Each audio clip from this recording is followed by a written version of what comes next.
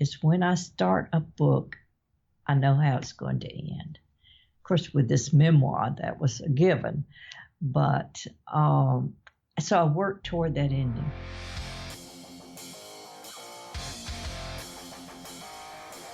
That's today's guest, Cassandra King Conroy, author of the memoir Tell Me a Story, My Life with Pat Conroy.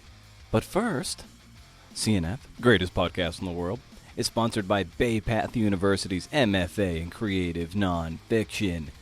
Recent graduate Christine Brooks recalls her experience with Bay Path's MFA faculty as being, quote, filled with positive reinforcement and commitment.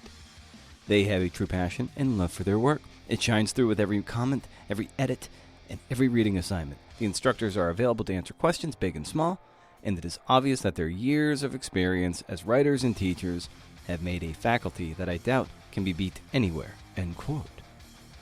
Don't just take her word for it, man. Apply now at baypath.edu/MFA.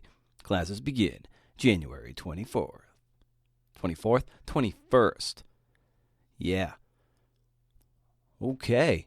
Well then, hey CNFers. You know, to start off the month, it is NaNoWriMo for some people. I would say it's NaNoWriRiff. Don't unpack that at all. We're just finding creative ways to work in the metal. Hey CNFers, happy November. This is CNF, the Creative Nonfiction Podcast, where I talk to badass people about the art and craft of telling true stories. Glad you're here. Cassandra King Conroy is here to talk about her work. Tell Me a Story, My Life with Pat Conroy. We'll get to that soon. You eat all that candy yet? You dig into all that chocolate and peanut butter? And did you begin to question what the hell they put in that Kit Kat chocolate to make it taste so damn good? You wonder? You ever wonder that? I'm not supposed to eat that stuff for a number of reasons. There's a great blog post by Seth Godin about not eating cheap chocolate. What's it called? It said, don't buy cheap chocolate. So, in any case, it's worth the read. It might be in the monthly newsletter that went out today. Why aren't you signed up for it, man? How many times do I have to tell you? Once a month, no spam, can't beat it, right? Also, this only grows, this enterprise, this podcast, this community, it only grows on the backs of your support. Share with a friend if you think this is worth sharing, and consider leaving a review on Apple Podcasts. We'd love to have it. Thanks for all you do, and I mean that. And I gotta say something here.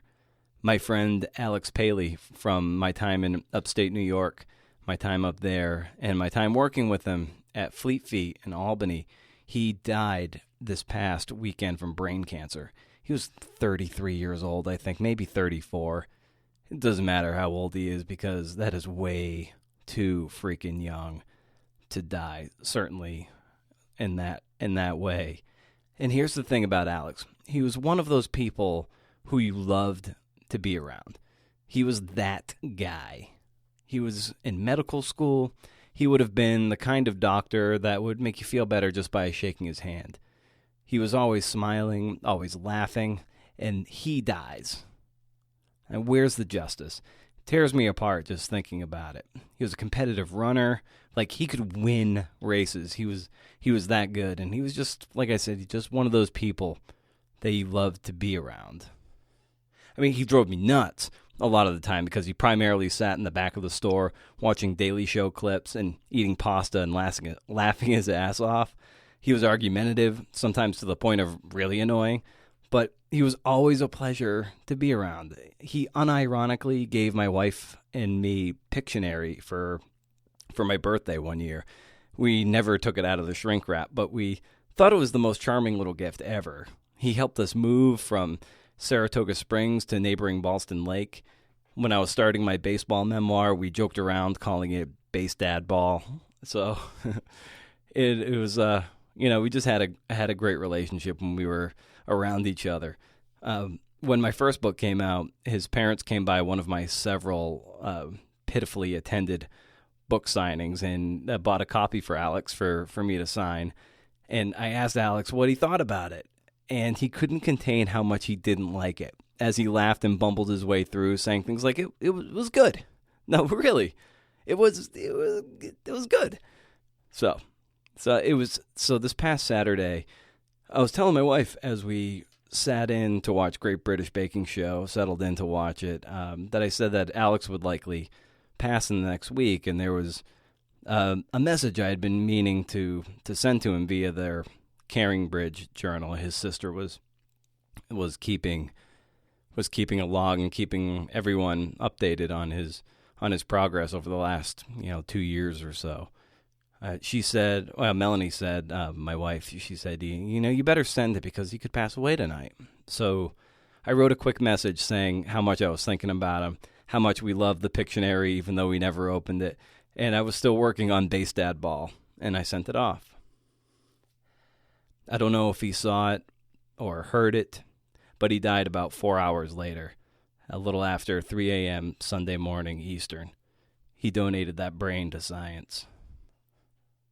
I know that's a bummer to hear, but I felt it was worth sharing. Alex, I hope you're running without any soreness in your Achilles tendon somewhere, eating spaghetti, and laughing your ass off to Daily Show or Colbert Report.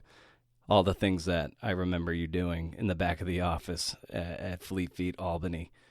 We'll try and make do without you down here, man. Well, how do you transition off of that? Well, Cassandra King Conroy is here to talk about her writing life and her midlife marriage to the bigger-than-life writer Pat Conroy.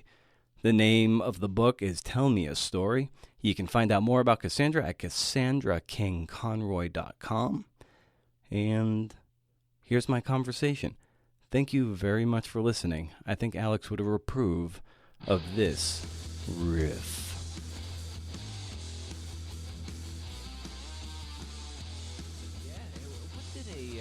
In your 20s, 30s, and maybe into your 40s, what did a successful writer look like to you, and how did your ambitions sort of slot alongside that? Well, I'm sort of embarrassed to say that I didn't really have the ambitions. I sort of let go of those. I'm talking a lot about women of my generation.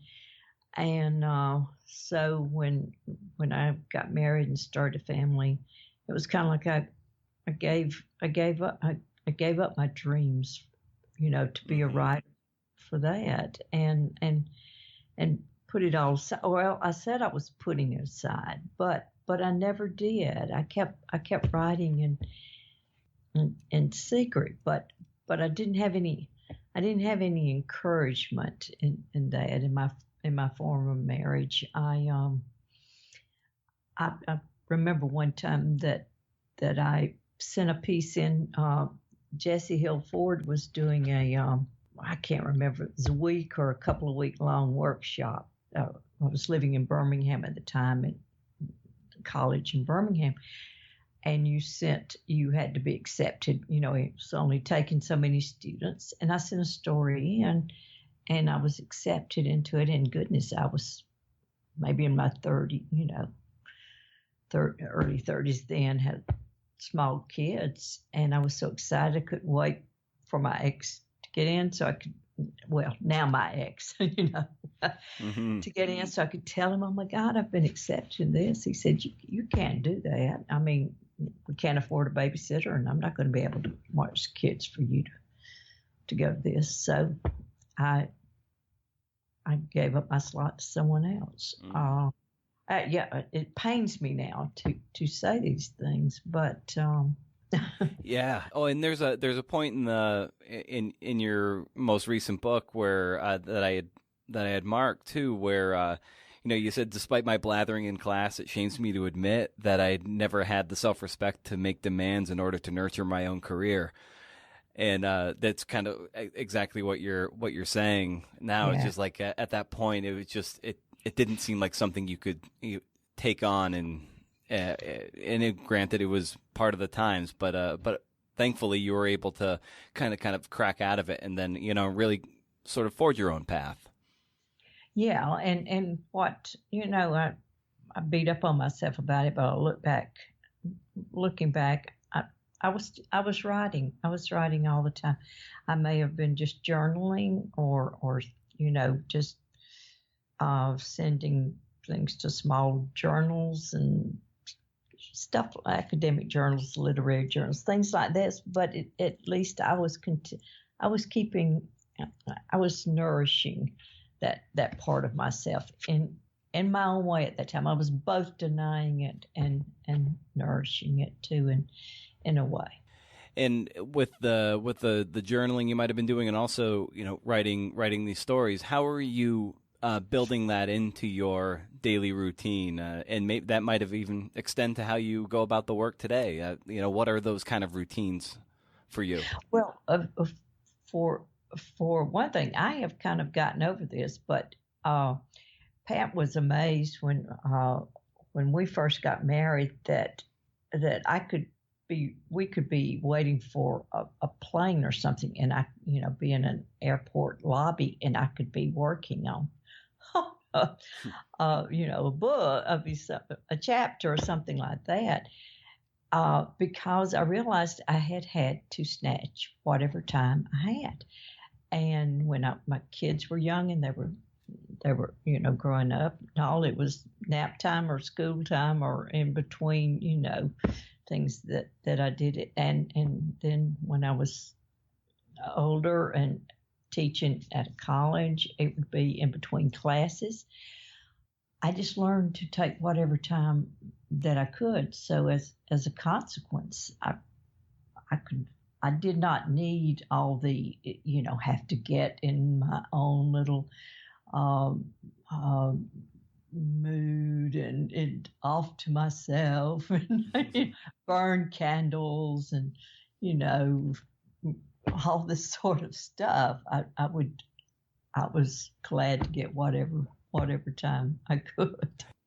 With respect to, you've been, primarily a novelist, and of course, Tell Me a Story is a memoir of your time with Pat Conroy. And what made you want to take on the memoir at this point? Well, Brendan, it was. I was sort of leading up to it without realizing, because actually this was before I was even with Pat. I had not written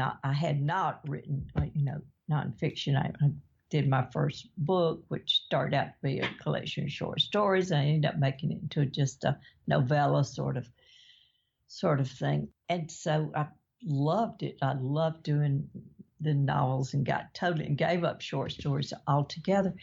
But I had this scene in my first book, and it was, the whole thing was this family dinner, and it was all fraught with usual family drama and all this, but it also brought out a lot of these Southern dishes that Southerners in particular would be, I think, identify with. So I had an editor from Southern Living magazine got in touch with me and said, we would love for you to do an article. That was just, I read your book, and that was my favorite part of it. And you have a way of writing about, food. So I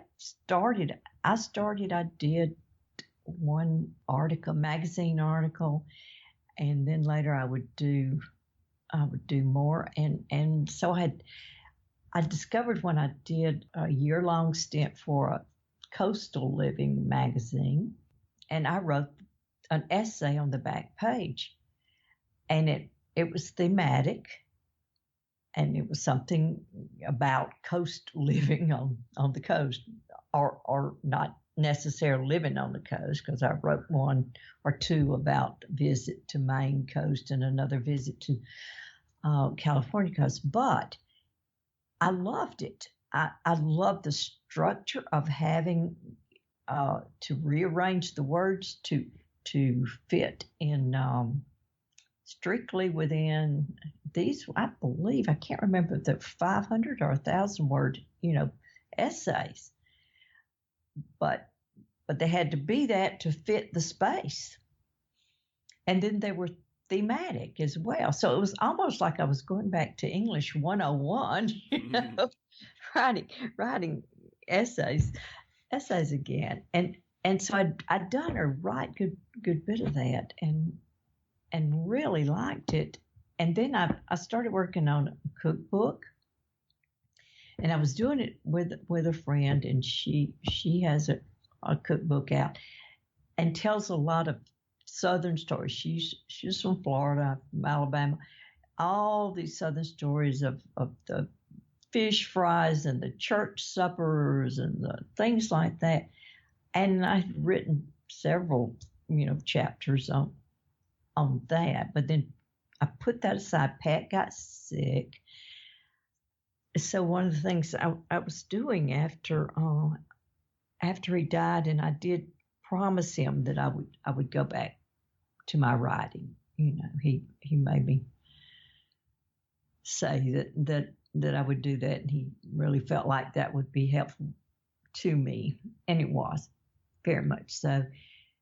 But I went back to writing these stories about he and I entertaining together and stuff like this, and it made me see that there were so many stories of our time together that I really wanted to tell, and a lot of them didn't have anything to do with food, so I couldn't think of a way to work them into, and then my editors, when she saw them, she said, no, this really needs to be a memoir. That's the stories you need.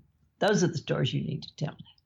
Yeah, and I think coming away from reading it, you do realize how important food and travel was to the two of you. You guys really had a great connection over good food and good like regional and geographical food, if you will. Yeah, and there's so much more I did have in there, took out to use for the cookbook when I eventually do that. So I've got a lot of cooking cooking food related kind of things. And when you approach a story of this nature, and it's still, I have to imagine it was pretty raw because Pat passed away in March 2016, and this book comes out just a little over 3 years later. So you were writing this probably in the throes of grief. So how challenging was it to approach this book given how raw that experience was? It was a lot worse than I thought it would be. I mean, I really thought a friend of ours started writing his own book about his friendship with Pat, and he kept telling me, yeah, you've got to do this. It's so therapeutic. I'm just really, kind of enjoying almost reliving these, fun times together and stuff like that. And then when I got into mine, I found that reliving those times were in a lot of ways more painful than talking about his illness and death. It's just, of course, that's because that's what you miss most. That's where the grief comes from, because when someone was very sick, like he was at the end, even though it was very, very sudden, the death is a release, and you don't want them to suffer. But then when you start thinking about these the good times, the love affair and all this stuff, and that's where the painful part really came in. Though I'm certainly not saying by any means it wasn't difficult to retell and relive through telling, the part about his sickness and all. It certainly was.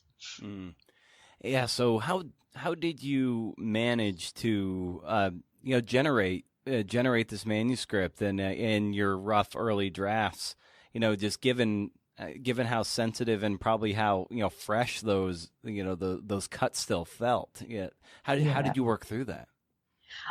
It just exactly, the only way out is through, and I would stop at times. There were even a few times where I said, okay, this is too soon. I can't do it. So maybe I should, rethink this, go back, do the little light stories in the cookbook. Or there was another novel that I've been wanting to write for a while, and I'd worked some on that. That's what I call my farm book, that if you read since you've read the memoir, you'll know Pat told me he wanted me to get back to the farm book. Mm-hmm. It's because I was I had worked some on that at a time when I was so sick of writing recipes, trying to get those into format. Um, so I would think, I can't do this. This is ridiculous. Why did I think I could? you know, yeah. So, but I, I did. I just and it wasn't. The good thing about writing nonfiction or memoir that I've discovered is that you don't have to make up something. You don't have to say, okay, well, how am I going to get my character out of this now? Oops, I've got them in the situation, and this needs to happen for that to happen, and so forth. You're telling a story. You're telling it as it happened, and so it makes you just go there and you finish your story. You just plunge, like plunging into a pool or something. Just go to you feel your hands on the other side of the pool. Yeah. And when you find yourself in the middle of drafts, whether that's a novel or this memoir, it's when you're, the sort of honeymoon period of like, oh, this is going to be a great idea. This is something I really want to pursue. When that kind of wears off and you're right in the middle and you're pretty far away from the end too. What is the nature of how you approach the ugly middle of drafts when you just want to abandon, go to something new, but you got to soldier on? You got to do it. You got yourself in there now. Yeah. Well, I think what I do, it helps that the way I write, I get these ideas, and they're like all writers, they're churning around in my head. And I'm not one of these writers. I could never do this. If I wrote an outline for what I was going to write first, I would never write it.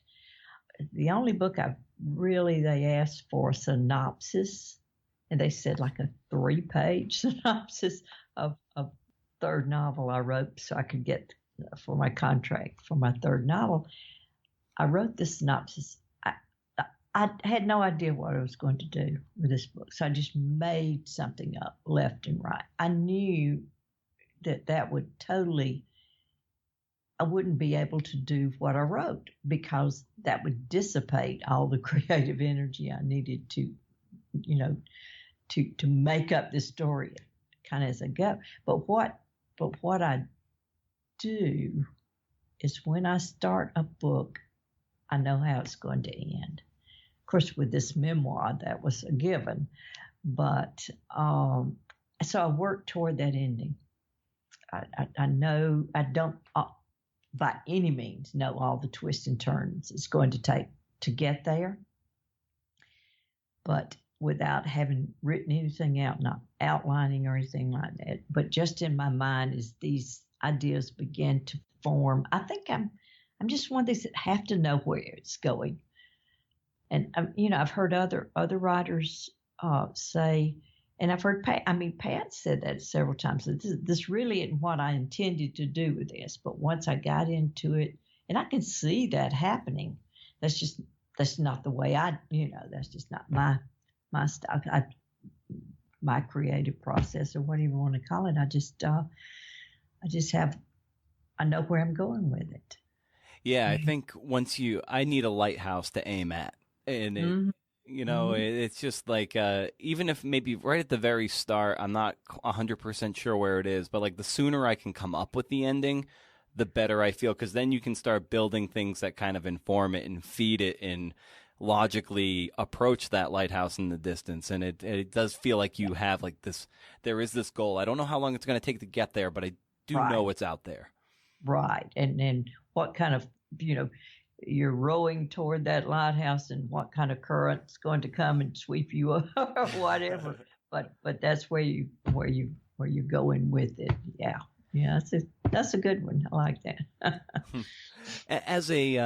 So before you had met Pat, you of course were familiar with his work as a writer, and I wonder like what you took away early, and then as you knew him more, what you took away, later. Well, I think when I first read him, it was sort of the reason that I had to name the book what I called. The title was never in question to me. Tell me a story, because I was really taken with the way he could tell a story. It just all these twists and turns his stories would take, and he would keep you turning pages and in a most enjoyable way. Even if it was not particularly an enjoyable story, you were into it. You were caught in, and like with the Lords of Discipline, for example, I thought that was beautifully crafted. He had the mystery, the whole unveiling of his secret society, and all the little things that went on with that. So I had always thought, though I tried to pretend otherwise at points in my education when I was coming along, and people would admire writers that I didn't particularly admire because nothing happened in their books. I like books with a story. I realized that soon. Even though I could read books and just appreciate them for the beauty of the language and the characters and so forth, I really preferred books that had a good story behind it. So that was, I think, I know that was what I liked so much about Pat's writing when I first read, but also very much appreciated his prose and his prose style, especially. And I still think he's a master, one of the best I've ever read at imagery, and the use of imagery in fiction and his metaphors and so forth, just beautiful. So I would take some of those and use them in handouts. I mean, I had a couple of his. I had others from so many other, writers, but I used those in handouts in my composition 101 and 102 classes. So he sort of had everything. He had fascinating characters, very complex characters, no cliches that I saw. He had a great story.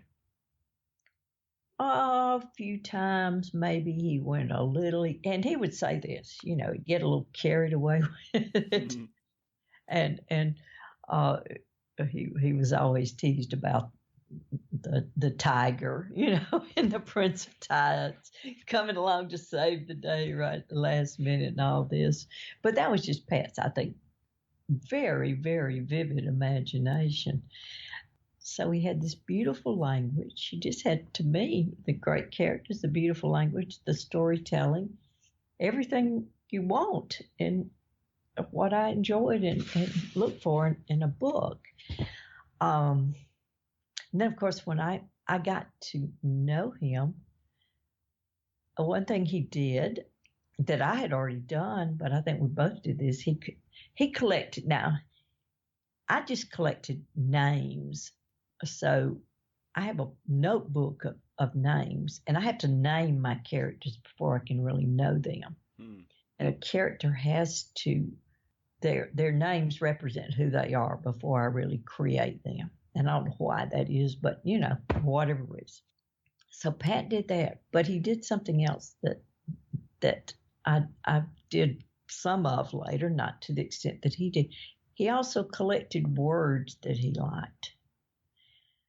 And he had long list that he would make of words that would inspire him to think of an image or whatever. So I like that. It's kind of like a butterfly net, just like catching words, catching ideas that strike your fancy, so you can use them for later. Yeah. So observed his doing that. He created like me. He didn't outline or anything. So good Lord, the opposite, I guess. Nan Talese, his editor, would certainly say, because now I don't think this is true. I recently heard someone give a talk on beach music and said that it was 2,000 handwritten pages. I'm pretty sure it was something like 1,200 handwritten pages. But so much. I mean, he did so much more than needed to do. So he always had so many subplots, and the main plot, but then all the subplots, and is that he, like I do, had these things thought out in his head. So he wrote by hand. Yeah. So I was talking about the handwritten pages, but he didn't start over a lot. I mean, when he started writing, he would sit and, I mean, that's what I love about writing on a computer. I used to write by hand too, but once I got on the computer and I could just hit that back, and rewrite something didn't sound right when I wrote it. But by the time Pat put pen to paper, he had worked it out in his mind. And I thought that was pretty fascinating too, because it's hard to write by hand now when you're not used to it, especially. Even if I write a thank you note and stuff now, it's so different than composing it on the computer. And so it was literally laborious. I was about to say laborious, but I believe that's laborious for him to physically to write these things. And it took him so long. I mean, it took him years to write a book. And that's why, because of the actual physical writing of the book, he would live within his own mind for so much of the time. I mean, he was creating these books in his mind so that once he sat down to start to write them out, he had them. Yeah, I love that it's kind of like this kind of ongoing, process. Writers are kind of always writing, even if they're not at their computer, right? Yeah. And exactly. And I think a really poignant part in the book too is when I'm thinking it must have been in Fripp Island at the house there, where you finally had your own, to use Virginia Woolf's term, a place to call your own, or a room to call your own. That was a very poignant part. Like, how important was that for you to finally have this place, your own turf to call your own, so you could approach your work, and have your own space? It was actually of major importance to me that I did not realize it at the time, and hadn't realized how that important that would be to anyone, because up until then I had always, just whatever place I could grab, that was my writing space. So when Pat asked me about, well, what was your writing room like? Because you had lived I had lived in so many different, houses going around. My ex was sort of sent from one place to the next every 4 years, and I said, well, I never had one. I mean, if we had an office in the house, it would be for him, and even with him not being there in the day, it would not occur to me to go in there to work. And he was determined. He said, well, you're going to have your own writing space. And it really made a tremendous difference, because and that's why I was saying earlier, I'm sort of spoiled now, because I used to have to try to write it despite all the distractions. And so consequently, I was not very prolific. But once I was able to do this without the distractions, it just all came pouring out. Mm. And what's the routine by which you try to, thread your writing practice in around your day? What's the discipline look like? And, maybe how do you warm up to it? And so, I think routines are important. So I wonder how you have cultivated your own sense of practice around this. Well, that was another thing I was going to say about writing an article. I think I left this out. We certainly have deadlines with book, but writing magazine articles, you definitely have a deadline. And if you miss it, you miss. Especially if you're writing some seasonal something, you miss it for a year or whatever. So I usually self-impose some deadlines on myself. Like by the end of this week, I want to have blocked off enough time from other stuff that have to do, or even go out and get groceries or things like that. And that helps. That helps to say, okay, I'm going to have this chapter finished by the end of this week. Say that way, I can sort of divvy up my time on a daily basis of what I can do, what I can't do. Even having said that, though, when I get deeply lost in writing, and I'm kind of at a crucial point working through something in the plot, I won't stop to eat or and a lot of times I'm working in my room and it gets dark. Yeah. I might get up to run, get a glass of wine, but it's coming back to, oh goodness, I've got to go out and I've got to water the plants. I got to bring in the bird feeder, things like this. I don't. I will literally lose myself in what I'm doing, but that's not my preferred way to do it. I really like to have some self-imposed deadlines and work toward those.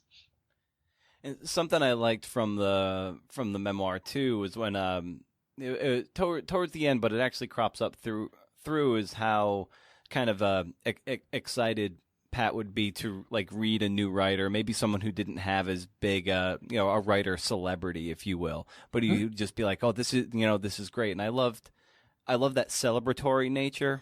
And and I wonder, just even for you too, how important is that for a writer to be to take someone else's win and make it your own versus being jealous and competitive? I always told my students, writing is not a competitive sport. It's not. And I want other writers to write because I like to read. Right. I don't want to read my stuff. And so, it's a little hard for me to relate to, though I think it's kind of human nature. And of course we'll read this and think, how did this book, and believe me, there have been some that I've, heard about. Oh gosh, I've got to get this book. And I get it and I read it and I think, what was all the fuss about on that one? But then on the other hand, you might just pick up a book and just at random in a bookstore or something. And you think, why is this book not, a Pulitzer Prize winner or something? This is magnificent. So, it's, I feel like it's important for us to think of ourselves as sort of a tribe, because we should understand each other. We have the same quirks and we have the same wants and desires and this sort of stuff. I don't think anybody really understands a writer like another writer does. Mm-hmm.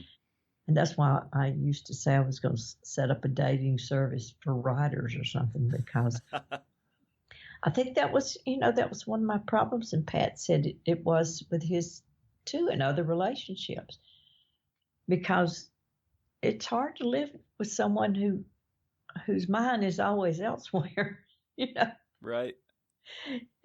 who lives in their own little world, and they're in that little world creating all these scenarios and characters, and instead of paying attention to their mate, and it takes a toll, and maybe that's why so many of us have had several failed relationships and things like this, because it's hard. So we should understand each other maybe a little more and support each other.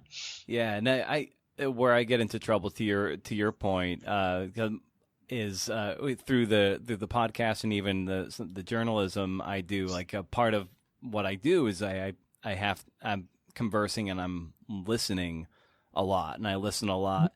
And as a result, sometimes with my wife, I'm not, sometimes and often more than I'd like to admit, not the greatest listener. And so, and it's like I get into a point of contention that it's like I can have the listener muscle so well rehearsed and really firing well for when I do my trade. But then, bringing it home, it's like, I forget that's the most important person to be listening to all the time.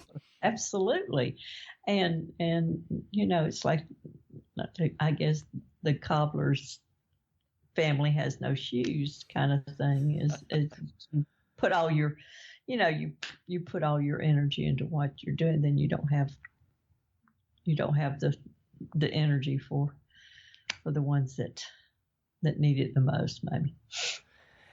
Yeah, and over the course of your writing this memoir, was there anything that kind of surprised you over the course of writing it? Things that you might not have even remembered until you started writing, and just through the sheer process of it, you remembered just, oh wow, that we did this. I completely forgot about we did this 10 years ago, and it just kind of came up. Like, what was that like? I did some of that, but what I'm doing more now is thinking of things that I left out.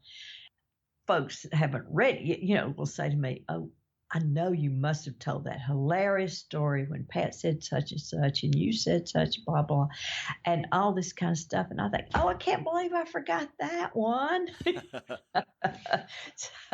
so I think I've sort of done, but I think, the really difficult thing about memoir, and I'm sure I would think that anyone who's done one could tell you, would say the same on this. You've probably interviewed a lot of people that have, and I haven't asked anyone, but the big thing is, what do you tell and what do you leave out? Right. When you're going over a span of with Pat and I, we met in 95, and he died 21 years later. So this span of time that you could, if you just wrote a chapter on each year of your life together, it would be, volumes or whatever. So you can't do that. You have to. And what makes some things more important than others in your life, or I wrote a chapter where I kind of talked about losses that we had, experienced. Some of the really good friends we'd lost. That wasn't everyone, and I'm not even sure why I didn't try to have everyone in there. I mean, we lost 2 or 3 other friends. We had very good friends who lost a child, and that just affected all of us, and this sort of stuff.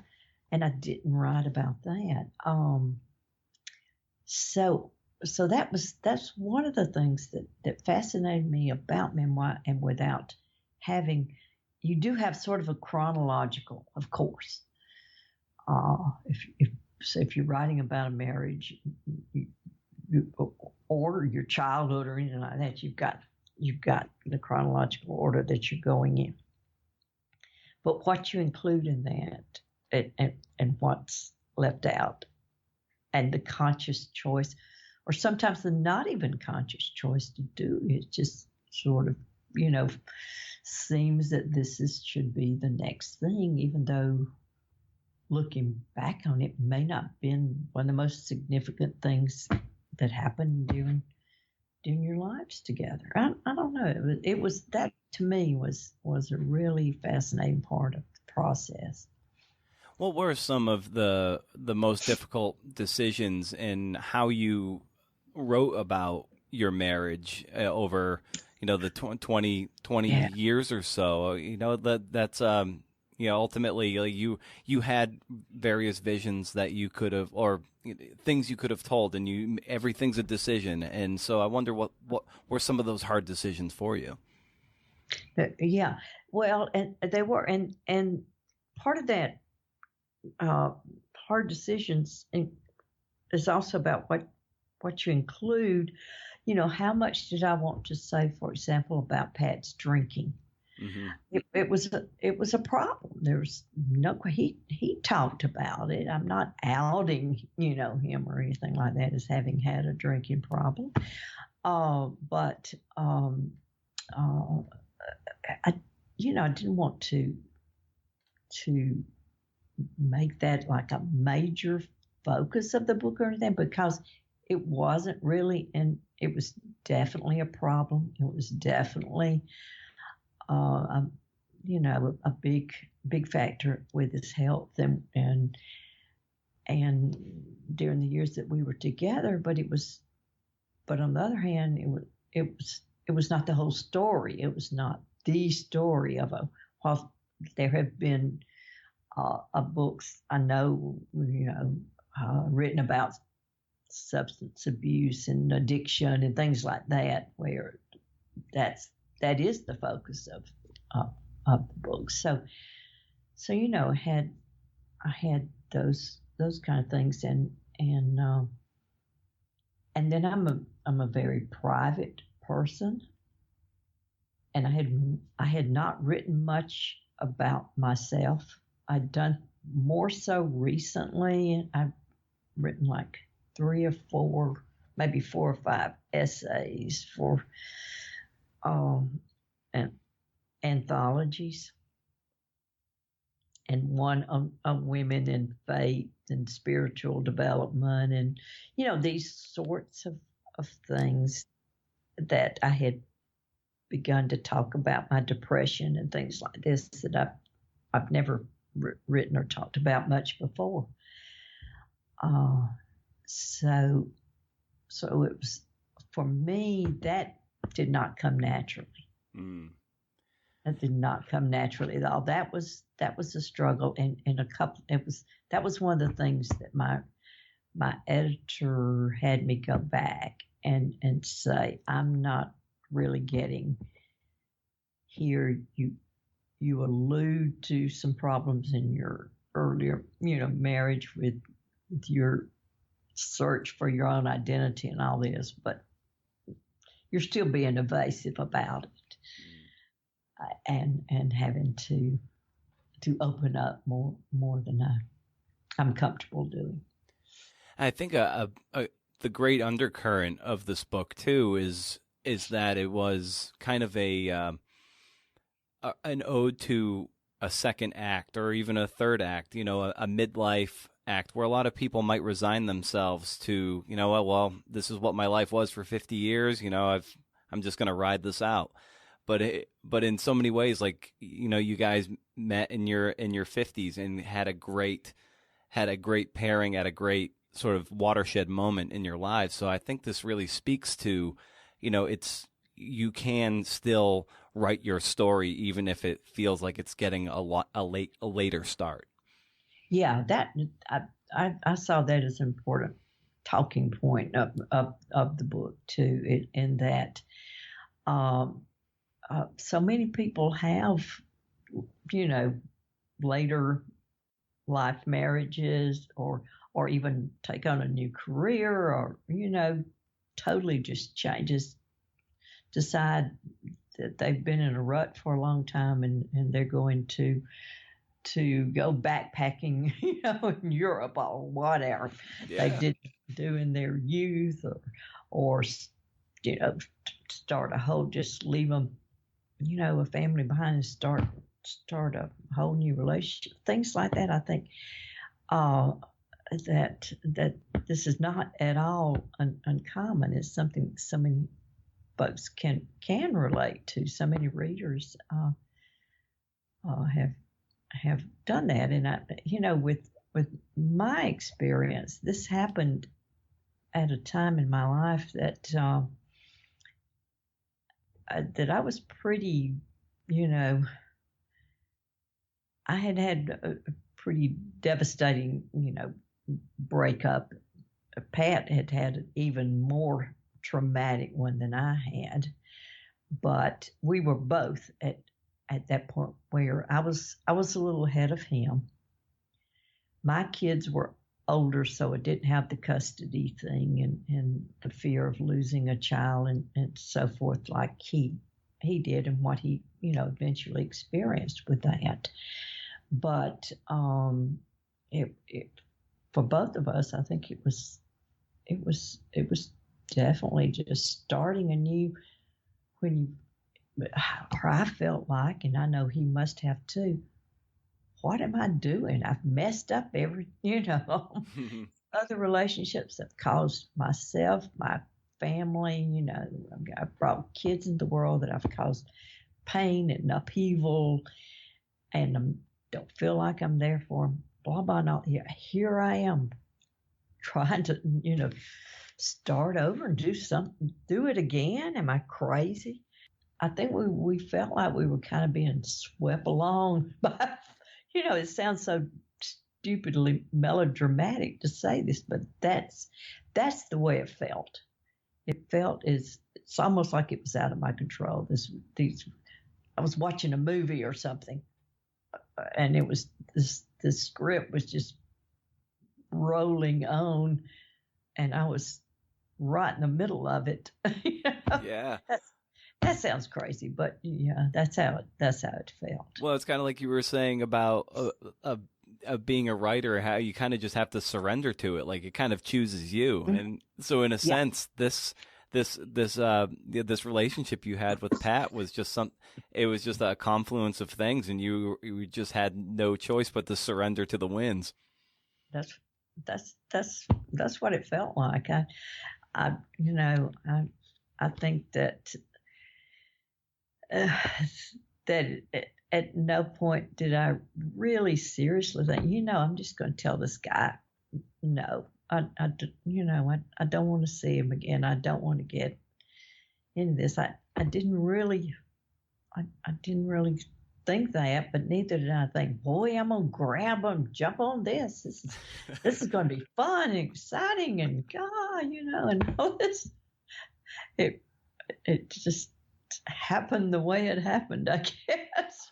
Well, there was something so charming about how it was so phone heavy early on. Like that just was such like a high school romance, just being hours on the phone. It was really charming. Well, I'm glad to hear you say that, because it does.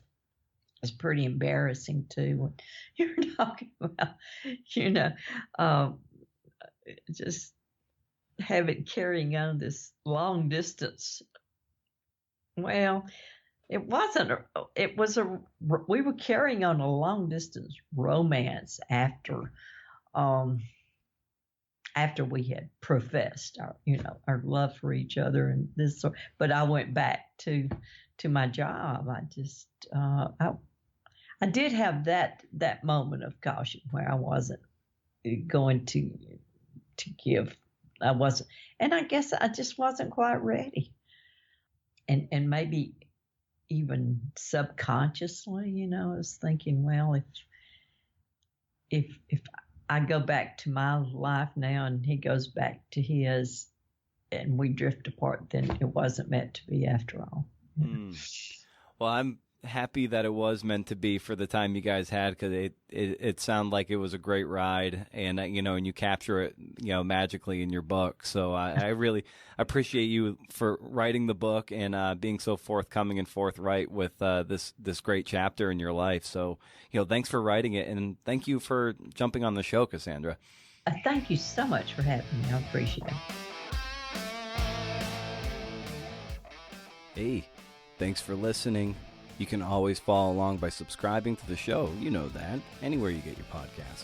You'll be getting nice doses of Monday motivation with the micropods as well. Head over to BrendanO'Mara.com for show notes. Keep the conversation going on the social networks at CNFpod, Instagram and Twitter. Please, if I've made something worth sharing, I'd appreciate you handing this off to another CNFer and say, listen, man, if you got the time, try this out. This will help you out. Hopefully it will. I think that's about it. Don't have a whole lot more to say. Alex, we'll miss you, man. Hope you're running and eating and playing Pictionary somewhere. I don't think anybody else would get more of a kick out of my send-off to this podcast than you, Alex. So remember, if you can do, interview. See ya.